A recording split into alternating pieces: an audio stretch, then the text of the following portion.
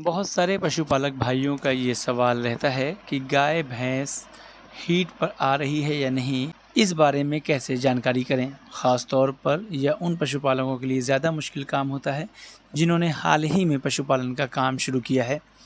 जिन पशुपालकों के पास अनुभव हो जाता है वह तो इसके बारे में पता कर लेते हैं, लेकिन नए लोगों को ज़्यादा दिक्कत आती है। ऐसे में कुछ आसान तरीके हैं जिनको जानकर आप गाय या भैंस के हीट में आने का पता लगा सकते हैं। तो आइए जानते हैं कि कैसे पता करें कि पशु हीट में आया या नहीं। एनिमल एक्सपर्ट का कहना है कि यहाँ जो तरीके आपको बताए जा रहे हैं ये पशु के हीट में आने का पता लगाने सबसे अचूक तरीकों में से एक हैं। पशुपालक भाइयों, आपको इसके लिए क्या करना है यह जानना आपके लिए बेहद ज़रूरी है।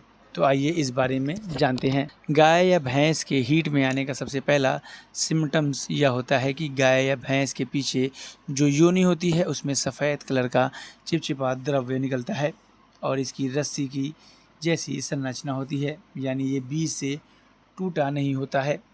अगर इस तरह का द्रव्य गाय या भैंस के यूट्रस से निकलता दिखाई दे तो समझ लीजिए कि आपका पशु हीट में आ गया है।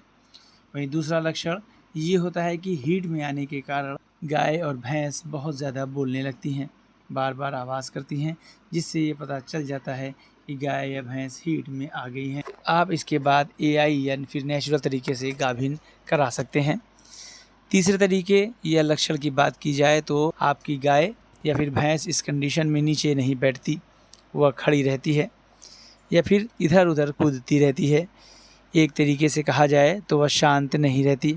इससे भी आपको पता लगा लेना चाहिए कि गाय या फिर भैंस हीट में आ गई है।